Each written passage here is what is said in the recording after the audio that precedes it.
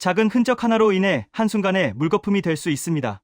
매달 40여만 원, 1년이면 500만 원에 육박하는 이 돈은 10년만 모아도 5천만 원이 넘는 거액입니다. 정보가 부족하다는 이유만으로 이 거대한 자산이 허공으로 흩어지는 것을 방관하시겠습니까?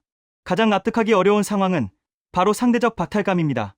나보다 훨씬 유복해 보이는 지인은 당당하게 연금을 챙기는데 정작 하루하루가 막막한 나는 자산가로 분류되어 지급 거절을 당하는 기막힌 현실이 도처에서 벌어지고 있습니다. 도대체 행정전산망은 무엇을 근거로 여러분을 부자로 판단하고 있는 걸까요? 혹시 자녀의 부탁으로 큰돈을 잠시 계좌에 예치해 준 적이 있으신가요? 혹은 급한 병원비를 메꾸려 예전부터 부어온 보험금을 수령하지는 않으셨습니까? 아니면 마당에 세워둔 채 있고 지낸 낡은 차량이 여전히 본인 명의로 묶여있지는 않나요? 이런 사소한 명의와 기록들이 2026년 여러분의 수급 자격을 박탈하는 결정적인 올가미가 되고 있습니다. 하지만 미리 겁먹으실 필요는 없습니다. 제도의 허점을 찾는 것이 아니라 복잡한 규정 속에 숨겨진 합법적인 해결의 실마리를 찾는 것이 핵심입니다. 오늘 이 시간에는 2026년 최신 지침을 완벽 분석하여 여러분의 연금을 갉아먹는 유령 자산을 정리하고 끊겼던 지급 통로를 다시 확보하는 실전 매뉴얼을 공개하겠습니다. 지금부터 집중하시는 30분은 여러분의 향후 10년, 아니 평생의 노후 삶을 결정짓는 가장 가치 있는 투자가 될 것입니다. 너무 걱정하실 필요는 없습니다. 지금이라도 늦지 않았습니다. 정부의 계산 방식이 까다롭고 냉정해 보이지만 그 원리만 정확히 파악하면 막혔던 연금 길을 다시 열 수 있는 방법이 분명히 존재합니다. 오늘 제가 바뀐 올해 최신 지침을 바탕으로 여러분이 놓치고 있는 실수가 무엇인지, 그리고 어떻게 해야 다시 당당하게 연금을 받을 수 있는지 그 해결책의 실마리를 전부 공개하겠습니다.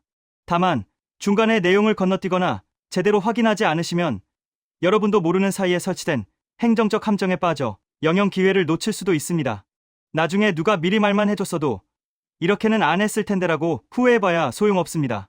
여러분의 10년치 노후 자금이 달린 문제입니다. 그래서 이건 끝까지 보셔야 합니다. 중간에 끊으신다면 손해를 피할 수 없습니다. 구독과 좋아요 해주시면 새로운 정보를 빠르게 받아보실 수 있습니다. 새해에도 건강하시길 바랍니다. 감사합니다. 여기는 정보가 살아있는 황금 통찰입니다.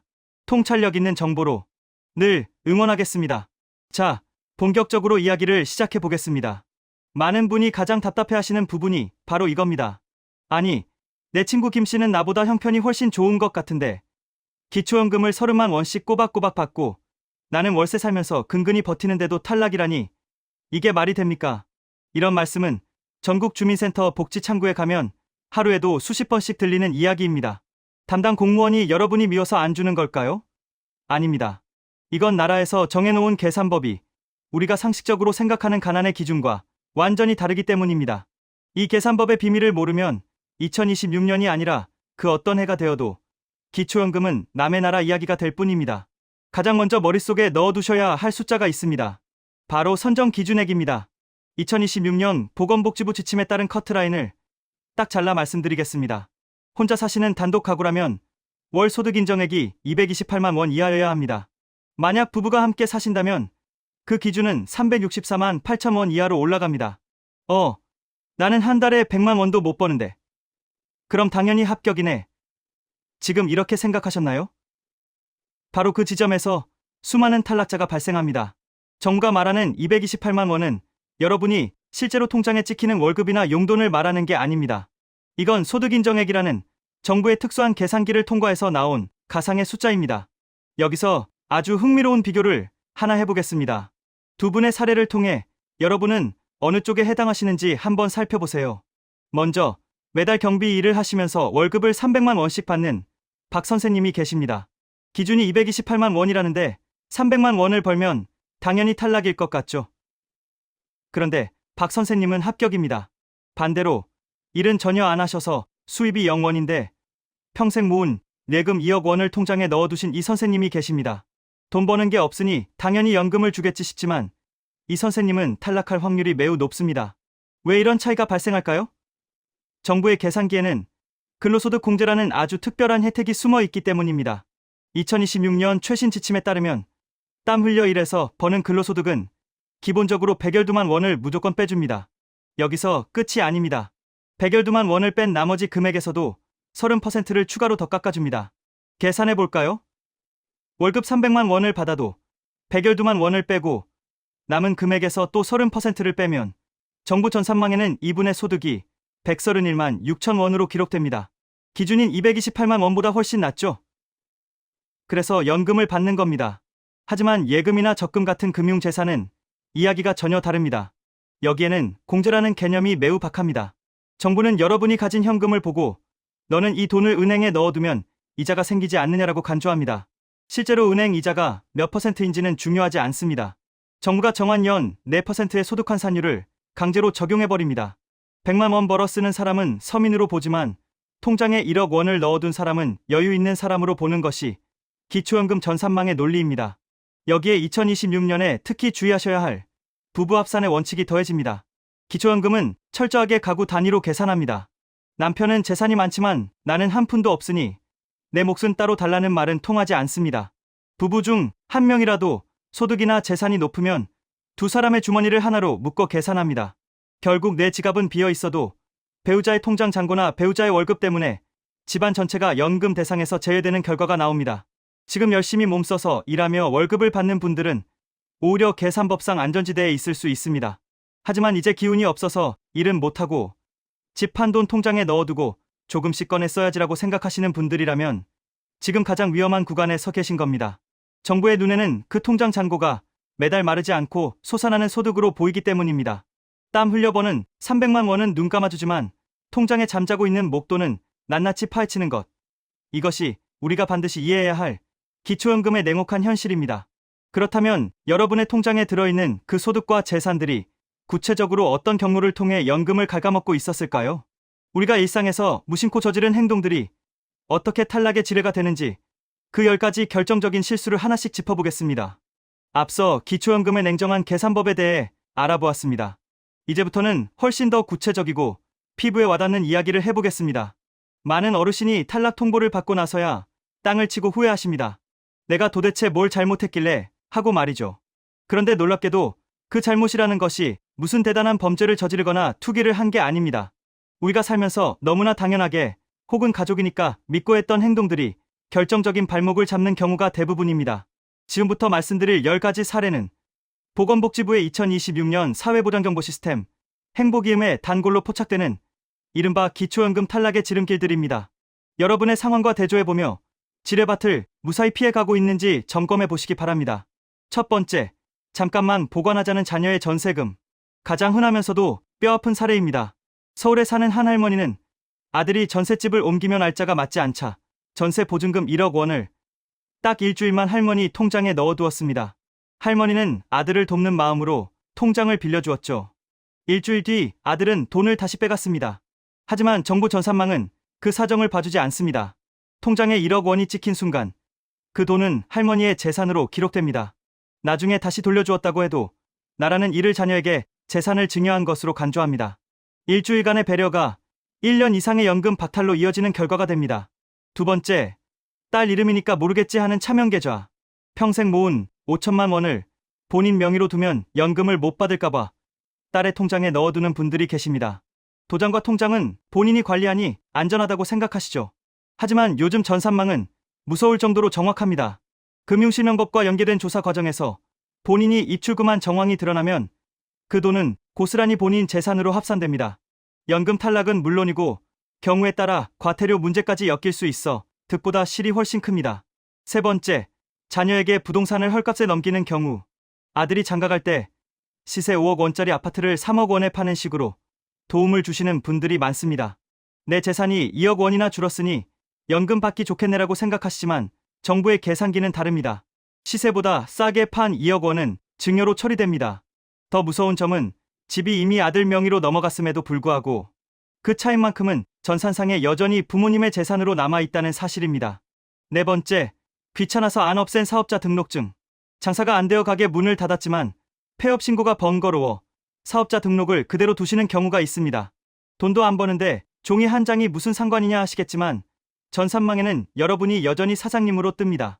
이 경우 국민연금공단은 실제 소득이 없더라도 업종별 평균 수익 등을 고려한 추정소득을 매겨버립니다. 서류상의 사장님 지위 때문에 매달 나오는 현금을 놓치게 되는 셈입니다. 다섯 번째, 아직 쌩쌩한데 4천만 원 초과 자동차. 이 부분에서 가장 많은 분이 눈물을 흘리십니다. 2026년 기준 차량 가액이 4천만 원을 단일 원이라도 넘어가면 그 차는 더 이상 이동수단이 아니라 굴러다니는 월급 통장입니다. 정부는 이 차 가격의 100%를 월 소득으로 잡습니다. 4,100만 원짜리 차를 타면 매달 4,100만 원을 버는 고소득자로 둔갑하여 연금은 영원히 0원이 됩니다. 여섯 번째, 병원비 때문에 깬 저축성 보험. 갑작스러운 수술비 마련을 위해 20년 분 보험을 해약해 3천만 원을 받으셨다면 그 다음 달 기초연금 정지 안내를 받을 가능성이 큽니다. 보험 해약 환급금은 목돈의 소득으로 잡힐 뿐 아니라 남은 돈은 금융재산으로 분류되어 계산됩니다. 몸이 아파서 찾은 내 돈인데 그 돈 때문에 연금이 끊기는 악순환이 시작됩니다. 일곱 번째, 미국 사는 아들의 한국 통장 관리. 해외 거주 자녀의 한국 공과금이나 세금을 대신 내주기 위해 자녀 명의 통장을 부모님이 관리하는 경우가 있습니다. 하지만 부모님이 상시적으로 입출금하며 생활비로 쓰는 정황이 보이면 나라는 그 통장 잔고 전체를 부모님의 재산으로 간주할 수 있습니다. 아들 돈이다라고 100번 설명해도 입증하기가 매우 까다롭습니다. 여덟 번째, 신고 안 한 방 한 칸 월세. 빌라에 남는 방 하나를 월 30만 원의 세를 놓으며 세금 문제로 신고하지 않는 경우가 많습니다. 하지만 세입자가 연말정산을 위해 월세 세액공제를 신청하는 순간 숨겨진 소득은 국세청을 거쳐 복지부로 즉시 전달됩니다.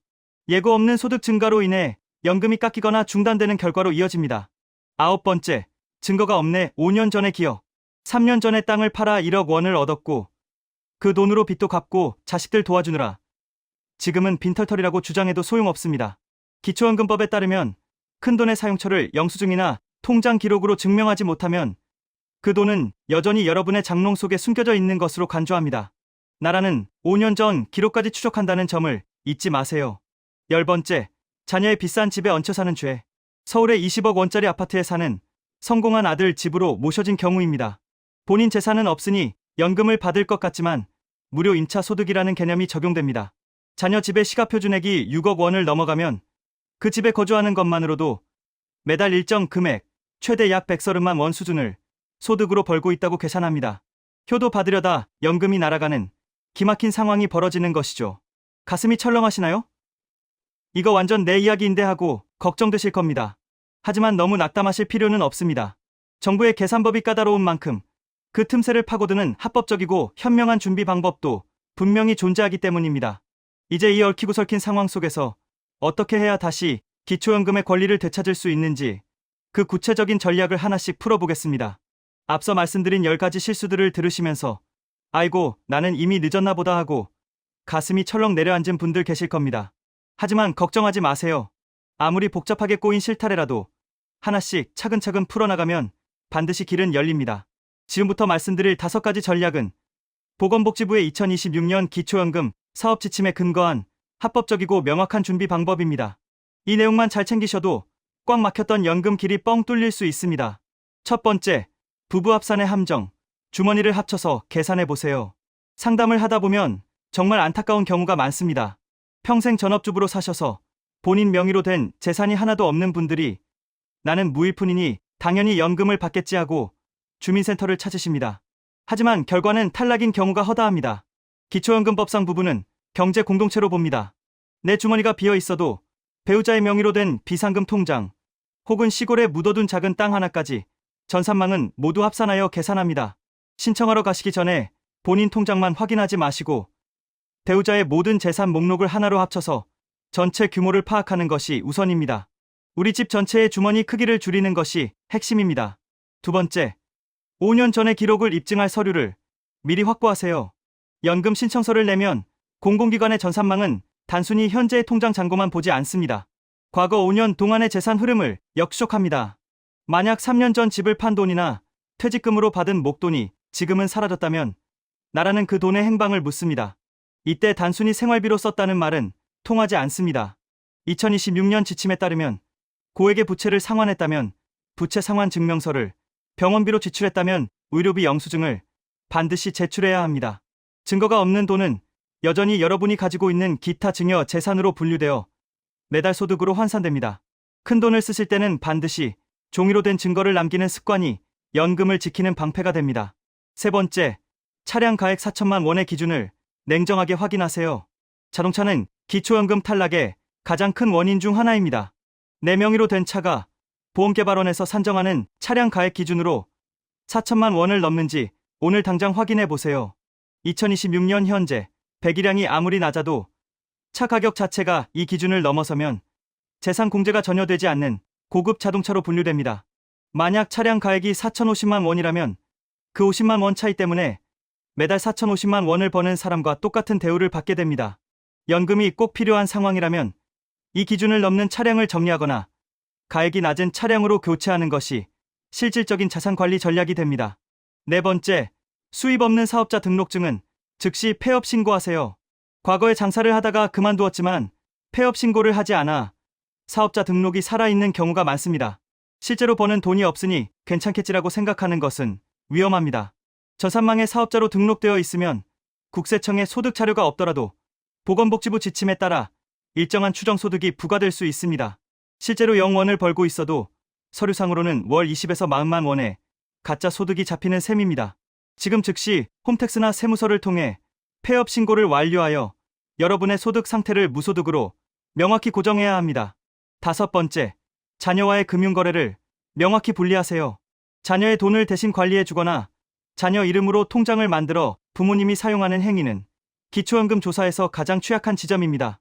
금융재산 조사는 예금주 본인을 기준으로 이루어지지만 입출금 내역에서 부모와 자녀 간의 빈번한 송금 정황이 포착되면 이를 사적 이전 소득이나 재산 증여로 해석합니다. 자신에게 줄 돈이라면 증여세 면제 한도 내에서 깔끔하게 증여 절차를 밟고 손을 떼는 것이 낫고 내 돈이라면 반드시 내 이름으로 된 통장에서 관리해야 합니다. 불투명한 자금 흐름은 전산망의 의심을 사고 결국 연금 탈락이라는 부메랑으로 돌아옵니다. 정부는 2026년부터 자연적 소비 금액에 대한 인정 범위를 더욱 구체화했습니다. 이는 특별한 영수증이 없어도 매달 최소한의 생활비로 썼다고 인정해주는 금액입니다. 단독 가구와 부부 가구의 인정 금액이 다르므로 본인이 이 인정 범위 안에서 돈을 쓰고 있는지 아니면 그 이상의 목돈을 증빙 없이 지출하고 있는지를 대조해보는 것이 중요합니다. 생각보다 어렵지 않으시죠? 복잡한 계산식에 매몰되기보다 일단 내 주변의 행정적 기록과 명예관계부터 깔끔하게 정리하는 것이 기초연금을 받는 가장 빠른 지름길입니다. 자, 이제 준비는 끝났습니다. 그렇다면 실제로 신청서를 낼 때 내 재산을 어떻게 배치해야 단일 원이라도 더 유리하게 평가받을 수 있을까요? 똑같은 1억 원이 있어도 누구는 받고 누구는 못 받는 기막힌 실전 요령들을 알려드리겠습니다. 이제 진짜 실전입니다. 내 재산은 이미 정해져 있는데 뭐 뾰족한 수가 있겠어 하시는 분들 절대 그렇지 않습니다. 똑같은 1억 원을 가지고 있어도 어느 주머니에 넣어두느냐에 따라 정부의 전산망이 여러분을 바라보는 시선은 천지 차이로 달라집니다. 지금부터 알려드리는 세 가지 요령은 보건복지부의 2026년 기초연금 지급 지침과 국세청의 자산 산정 기준을 바탕으로 한 것입니다. 이 방법들을 여러분의 현재 상황과 대조해 보시기 바랍니다. 첫 번째, 목돈은 뭉쳐두지 말고 사용 목적을 명확히 하세요. 혹시 5천만 원이나 1억 원 같은 큰 돈을 하나의 통장에 고스란히 넣어두고 계신가요? 이건 내 마지막 노후 자금이니까 절대 손대지 말아야지 하고 아껴두신 그 마음은 충분히 이해합니다. 하지만 기초연금 전산망은 그 통장을 보고 이렇게 계산합니다. 현금이 이만큼이나 있으니 매달 일정한 이자 수익이 발생하는 것으로 간주하고 연금 지원은 후순위로 미루겠습니다. 여기서 보건복지부의 금융재산 공제 제도를 살펴볼 필요가 있습니다.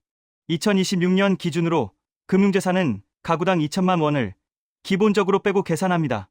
그런데 이 2천만 원을 제외한 나머지 금액에 대해서는 연 4%의 소득 환산율이 적용됩니다. 이때 단순히 저축만 해두는 분과 이 돈을 실제 생활비나 병원비 결제 통장으로 활용하며 잔고를 조금씩 줄여가는 분의 상황을 비교해보세요. 전자는 시간이 지나도 재산이 그대로인 부유층으로 분류되지만 후자는 매달 발생하는 생활 비용을 충당하기 위해 자산을 소비하는 생계형으로 분류될 가능성이 훨씬 커집니다. 단순히 쌓아둔 재산인지 아니면 생존을 위해 흘러가고 있는 비용인지를 증명하는 것이 핵심입니다. 두 번째, 고액 전세금보다는 반전세나 월세의 산식률을 대조해보세요. 많은 분이 월세 내는 게 아까워서 무리해서라도 전세를 고집하십니다. 하지만 기초연금을 받을 때는 이 공식이 뒤집힐 수 있습니다. 예를 들어 3억 원짜리 전세에 사신다고 가정해 보겠습니다. 여러분은 내 집도 아니고 나중에 돌려줄 돈인데 이게 무슨 재산이냐고 하시겠지만 정부는 그 3억 원을 여러분의 임차보증금 재산으로 잡습니다. 여기서 2026년 지역별 기본재산액 공제 기준을 적용해 봐야 합니다. 대도시, 중소도시, 농어촌에 따라 공제해주는 금액이 다릅니다. 만약 전세금이 지역 공제 한도를 훌쩍 넘긴다면 그 차익만큼은 고스란히 여러분의 재산으로 반영됩니다. 반면 보증금을 5천만 원으로 대폭 낮추고 나머지를 월세로 돌린 상황을 생각해 보십시오. 겉으로 보기에는 매달 월세가 나가니 손해 같지만 전산상으로는 재산 3억 원이 5천만 원으로 확 줄어들게 됩니다. 줄어든 재산 덕분에 매달 34만 원의 기초연금을 받게 된다면 그리고 남은 목돈으로 기존의 빚을 갚거나 생활비로 사용하여 전체 재산 규모를 더 낮춘다면 어느 쪽이 실제 노후 생활비 확보에 유리할지 답이 나옵니다. 세 번째, 작년의 기준에 머물지 말고 올해의 숫자를 믿으세요. 이게 오늘 드리는 말씀 중 가장 중요할지도 모릅니다. 많은 분이 지레짐작으로 포기하십니다. 작년에 주민센터 갔더니 10,000원 차이로 안 된다더라. 집이 한 채 있는데 작년에 떨어졌으니 올해도 안 되겠지라고 생각하시죠. 하지만 2026년 보건복지부 기초연금 시행계획에 따르면 매년 선정 기준액은 시니어들의 소득 수준과 물가 상승률을 반영하여 상향 조정됩니다. 작년에는 기준선을 살짝 넘어서 탈락했던 분이라도 2026년에 높아진 기준선 안에는 충분히 들어올 수 있습니다. 또한 정부는 여러분의 상황이 바뀌었다고 해서 먼저 전화를 걸어 올해는 대상자이니 돈 받으러 오세요라고 친절하게 알려주지 않습니다. 기초연금은 오직 신청한 사람에게만 지급되는 신청주의 원칙을 따릅니다. 작년에 떨어졌던 이유가 무엇인지 정확히 파악하고 2026년의 새로운 기준값에 다시 한번 여러분의 상황을 대입해보는 적극적인 태도가 필요합니다. 국민연금공단 지침에 따르면 기초연금 거부 통보를 받았더라도 수급 희망 이력 관리를 신청해둘 수 있습니다.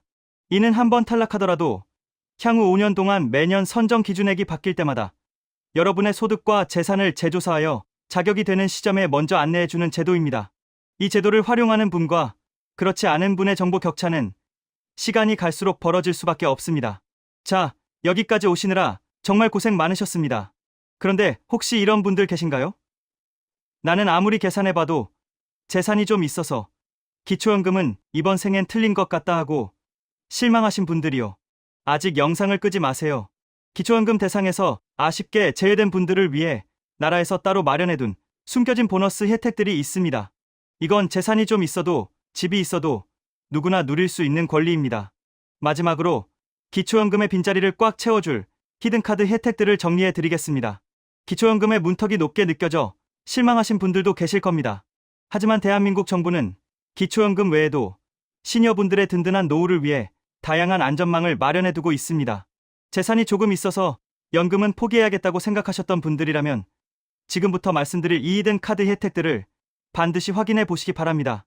첫 번째, 집은 있는데 현금이 부족하다면 주택연금의 활용. 평생 열심히 일해 집 한 채 마련했지만 정작 당장 쓸 생활비가 부족해 고생하시는 분들이 많습니다. 집값이 10억이 넘는데 내가 무슨 연금이냐며 콩나물값 하나에도 손을 떠시는 어르신들을 뵈면 참으로 안타깝습니다. 이럴 때 고려해 볼 수 있는 것이 한국주택금융공사에서 운영하는 주택연금입니다. 2026년 현재 가입 가능한 주택가격 기준이 공시가격 12억 원, 시가 약 17억 원 수준으로 대폭 확대되어 더 많은 분이 혜택을 볼 수 있게 되었습니다. 내 집에서 평생 마음 편히 살면서 그 집을 담보로 매달 국가가 보증하는 월급을 받는 방식입니다. 나중에 자식들에게 집을 못 물려주면 어쩌나 걱정하시나요? 부부가 모두 돌아가신 뒤 집값이 남으면 그 차액은 자녀에게 상속되고 반대로 연금을 집값보다 더 많이 받으셨더라도 국가가 자녀에게 부족분을 청구하지 않습니다. 집을 단순히 깔고 앉아있는 재산이 아니라 나를 보필하는 효자 자산으로 바꾸는 선택지가 있습니다. 두 번째, 몸도 마음도 건강하게 노인 일자리 사업의 확대. 나이 이른에 어디서 나를 써주겠어라고 생각하시나요? 보건복지부와 한국노인인력개발원에 따르면 2026년 노인 일자리 지원 규모는 역대 최대치인 100여만 개 이상으로 확대되었습니다. 이는 단순히 생계를 돕는 목적을 넘어 사회적 관계를 유지하고 건강을 지키는 최고의 복지로 평가받습니다. 초등학교 등굣길 안전 지킴이, 공공기관 행정 지원, 지역사회 돌봄 서비스 등 체력적 부담이 적으면서도 보람을 느낄 수 있는 일들이 전국 곳곳에 마련되어 있습니다. 하루 3시간 내외의 활동으로 월 40만 원에서 많게는 70만 원 이상의 활동비를 받을 수 있습니다. 이 소득은 기초연금 산정 시 근로소득 공제 혜택을 대폭 적용받기 때문에 일을 한다고 해서 연금이 깎일까봐 걱정하실 필요도 거의 없습니다. 집에만 계시는 것보다 밖으로 나가 사람들을 만나고 활력을 찾는 것이 여러분의 남은 인생을 훨씬 풍요롭게 만들 것입니다. 마지막으로 드리고 싶은 말씀. 오늘 우리는 2026년 달라진 기초연금 지침부터 우리가 무심코 저지르는 실수들, 그리고 이를 극복하기 위한 실전 전략까지 함께 살펴보았습니다. 제가 마지막으로 꼭 당부드리고 싶은 점은 가만히 있으면 아무도 챙겨주지 않는다는 사실입니다. 여러분은 대한민국을 이만큼 잘 살게 일궈낸 주역들입니다. 평생 가족을 위해, 자식을 위해 본인을 챙기는 일은 늘 뒷전으로 미루고 사셨지 않습니까? 내가 무슨 욕심을 부려라며 양보하는 것이 미덕이라고 생각하셨을 수도 있습니다. 하지만 기초연금은 결코 욕심이 아닙니다. 여러분의 피땀 어린 세월에 대한 국가의 정당한 보상이자 법으로 보장된 당연한 권리입니다. 신청했다가 혹시라도 떨어질까봐 혹은 창피할까봐 주저하지 마세요. 진짜 안타까운 것은 받을 자격이 충분한데도 몰라서 혹은 귀찮아서 소중한 권리를 날려버리는 것입니다. 이 영상이 여러분의 노후 자금을 지키는데 조금이나마 도움이 되셨기를 진심으로 바랍니다. 주변에 몰라서 못 받고 계신 친구분들이 있다면 이 정보를 꼭 공유해주세요. 여러분의 지갑도 마음도 두둑해지는 2026년이 되시길 응원합니다. 오늘도 여러분의 든든한 노후를 위한 소중한 시간이셨길 바랍니다. 감사합니다. 여기까지 황금통찰이었습니다. 댓글로 여러분의 경험을 공유해주세요. 저도 비슷한 경험이 있습니다. 이런 것도 확인해야 하나요? 동생한테 알려줬습니다. 어떤 댓글이든 환영합니다. 궁금한 점이 있으시면 댓글로 남겨주시면 답변 드리겠습니다. 여러분의 소중한 재산 반드시 지키시길 바랍니다. 오늘도 건강하시고 행복하세요. 감사합니다.